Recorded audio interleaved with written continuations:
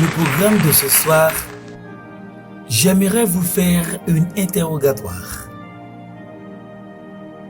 ou une question. Que dit la Bible de l'orgueil? Que dit la Bible de l'orgueil? En réponse, il y a une différence entre l'orgueil que Dieu déteste.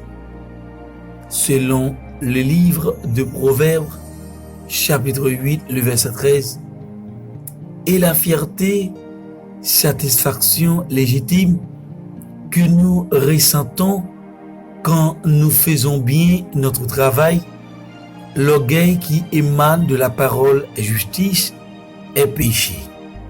Et Dieu le hait parce que c'est un obstacle qui nous empêche de le chercher. Le verset 4 du psaume 10 explique que les orgueilleux sont tellement concentrés sur eux-mêmes que leurs pensées sont éloignées des dieux. Le méchant dit, dans son arrogance, il n'est puni pas, il n'y a pas de Dieu. Voilà toutes ses pensées. Cet orgueil hautain est tout le contraire de l'esprit d'humilité que Dieu recherche. Heureux ceux qui reconnaissent leur pauvreté spirituelle, car le royaume des cieux leur appartient. Selon le livre de Matthieu, chapitre 5, le verset 3. Les pauvres en esprit, autre traduction, sont ceux qui reconnaissent leur échec spirituel total et leur incapacité à venir à Dieu sans sa grâce divine.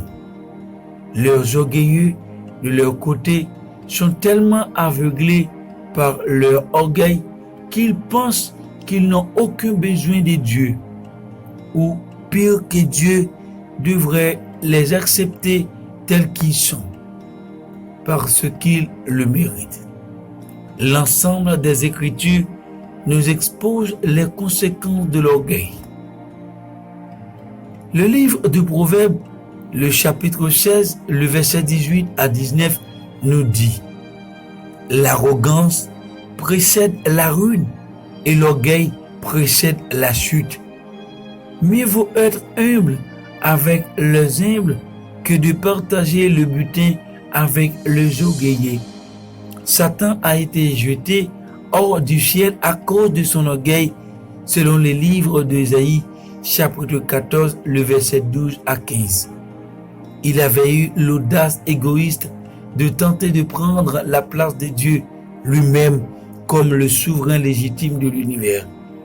Maintenant, il sera jeté en enfer à l'occasion du jugement dernier des dieux. Ceux qui se lèvent contre Dieu ne s'exposent qu'au désastre, selon le livre d'Ésaïe, chapitre 14, le verset 22.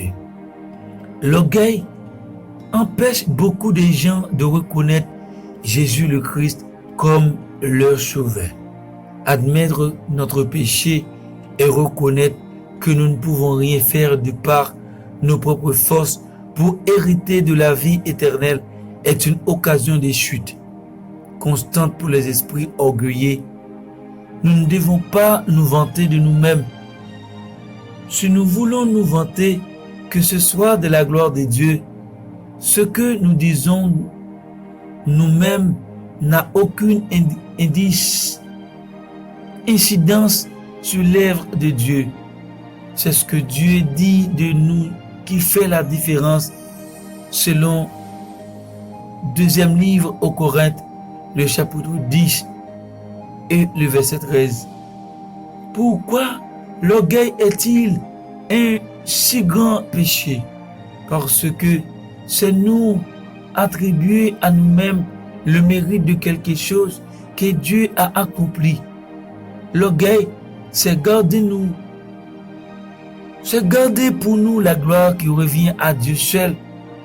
C'est un culte qu'on se rend à soi-même.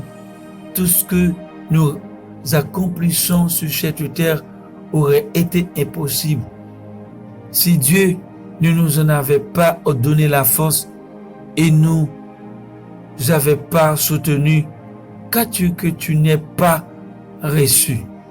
Et si tu l'as reçu, pourquoi faire le fier comme si tu ne l'avais pas reçu? Selon le livre 1 Corinthiens chapitre 4, le verset 7. C'est pourquoi, chers bien-aimés, nous rendons la gloire à Dieu, car lui seul en est digne. Parole du Seigneur. Shalom Aleichem. Bye bye. Que Dieu vous bénisse. Shalom.